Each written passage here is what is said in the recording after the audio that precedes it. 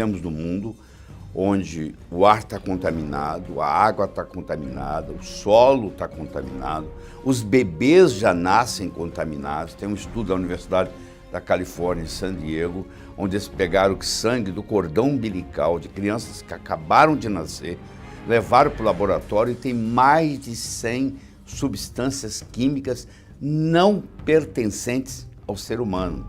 Desde a Segunda Guerra Mundial, mais de 80 mil substâncias químicas foram colocadas no mercado, substâncias que são estranhas ao nosso corpo. Então hoje nós estamos intoxicados, essa é a grande verdade.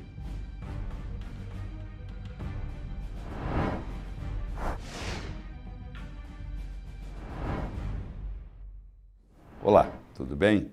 Meu nome é Laí Ribeiro, eu sou cardiologista, sou nutrólogo, tive a oportunidade de viver 17 anos nos Estados Unidos, trabalhei em 3 universidades americanas, Harvard Medical School, Baylor College of Medicine, e lecionei medicina por 11 anos na Universidade de Thomas Jefferson, em Filadélfia. Além disso, eu fui diretor médico da Merck Sharp & Dohme e fui diretor executivo e cheguei a vice-presidente, na época, Ciba Corporation, hoje Novartis. Então, não só eu trabalhei na área alopática, médica por muitos anos, como trabalhei na indústria farmacêutica. E depois de tudo isso, eu concluí que, na realidade, remédio remedia. Ele é feito para isso, para remediar. Mas se você realmente quer ter resultados sem efeitos colaterais, você tem que procurar a farmácia de Deus. Porque eu acho que quando Deus criou o mundo, que ele criou as doenças, ele criou a solução para as doenças. Elas estão aí, estão espalhadas, porque o corpo é muito inteligente. O corpo tem uma capacidade de cura absurda. Você machuca o seu dedão do pé, corta, ele vai cicatrizar. É uma inteligência de cicatrização que aparece ali. A gente só ajuda. Se você sair do caminho, parar de fazer coisa errada, o próprio corpo faz isso. Então, esse é o nosso foco na medicina. Eu hoje ensino médicos a trabalhar o máximo possível usando produtos da natureza, ao invés de usar produtos sintéticos, químicos, que têm a sua aplicação em momentos especiais, pontuais, vamos colocar assim, pontuais. Porque, no geral, o remédio ele vai provocar um efeito colateral, ele vai exigir um outro remédio, que vai provocar outro efeito colateral e assim por diante. Infelizmente, o paciente termina numa polifarmácia.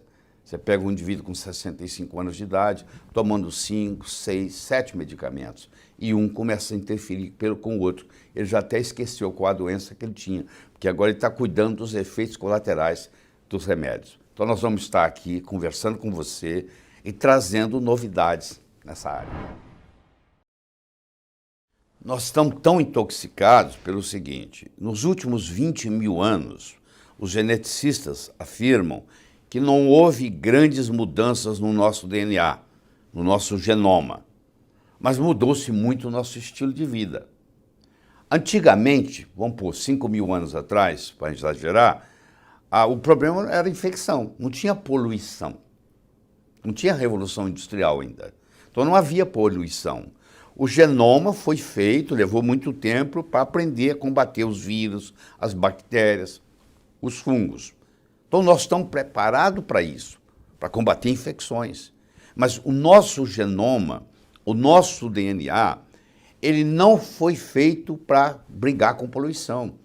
Isso não fazia parte do mundo da gente. Então, de repente, o mundo vem todo poluído, mais de 80 mil substâncias químicas novas desde a Segunda Guerra Mundial no mercado. Todo produto seu que você tem na sua casa tem uma série de substâncias químicas e o nosso corpo não está preparado para isso. Por isso que a intoxicação causa tanto dano. E é uma coisa silenciosa, ninguém sabe, ninguém vê, ninguém sente. Para você fazer uma desintoxicação do seu corpo, que ela faz 60% pelo fígado e 20% pelos rins, esses são os principais, você passa por um processo, como se diz, de 3 fases. A primeira fase chama biotransformação, também chamada de bioativação. A segunda fase chama de conjugação e a terceira fase chama de eliminação. Na fase 1, predominam as enzimas que nós chamamos de oxidase. Você depende de vitaminas do complexo B, você depende de magnésio, você depende de selênio, você depende de zinco, você depende de glutationa. Então, eu preciso nutrir para desintoxicar. Se você toma um paracetamol, né, um Tilenol da vida, e você acha isso não é nada, só que o paracetamol interfere nessas fases. E eu tenho que ter uma sincronização das 3 fases. Eu não posso acelerar uma fase e não acelerar a outra.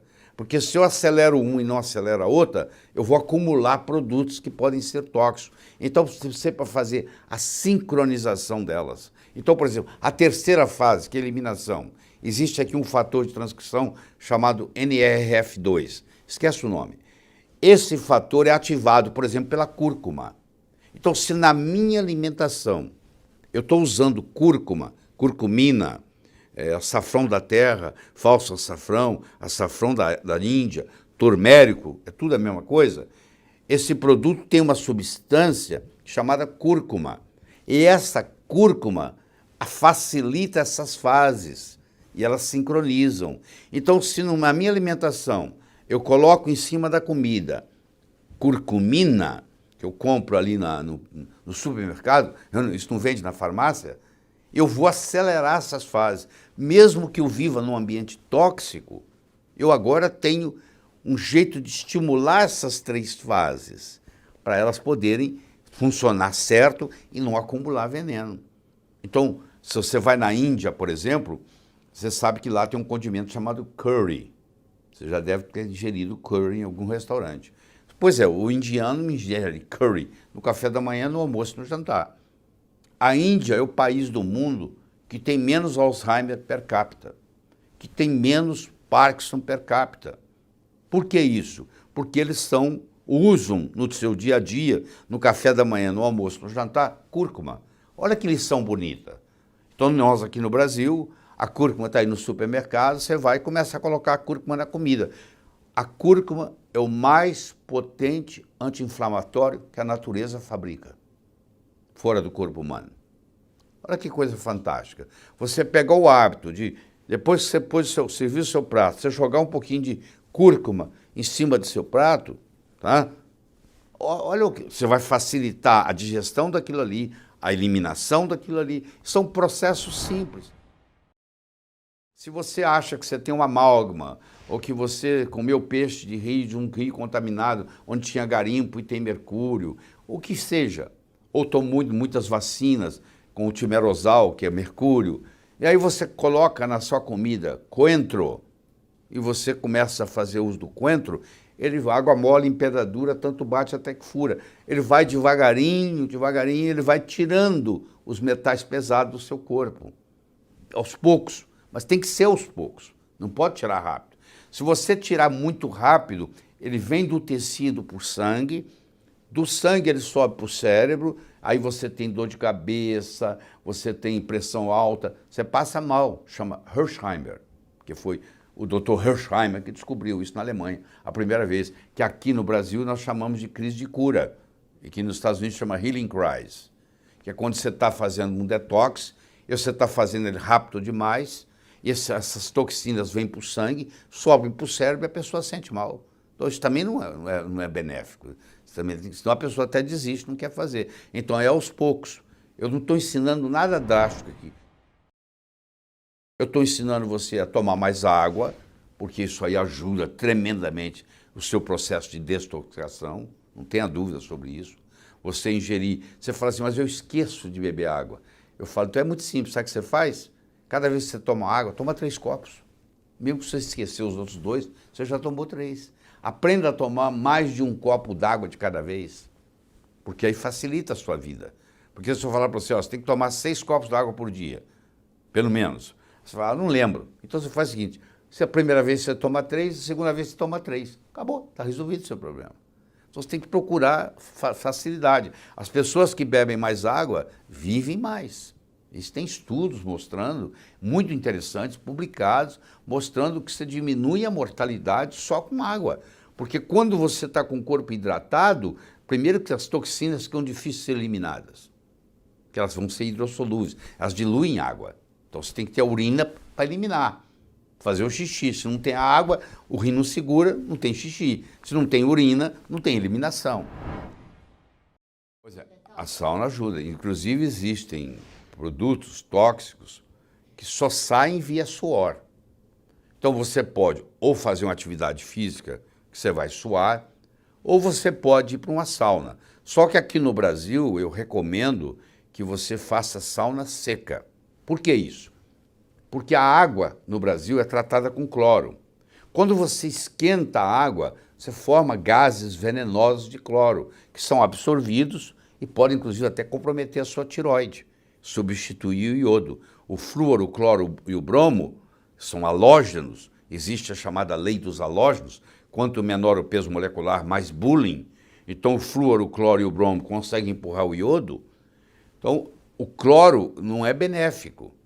Então você faz uma sauna úmida, claro que você vai estar suando, vai ter esse benefício, mas vai ter o comprometimento de você estar respirando gases venenosos. Então a sauna seca é muito interessante. A sauna seca hoje é uma das intervenções terapêuticas mais interessantes que tem, porque não custa nada, você tem a sauna lá, e você vai lá e você vai fazendo o detox, principalmente de produtos que são na base de bisfenol A, fitalato, que tem predominância em sair pelo suor.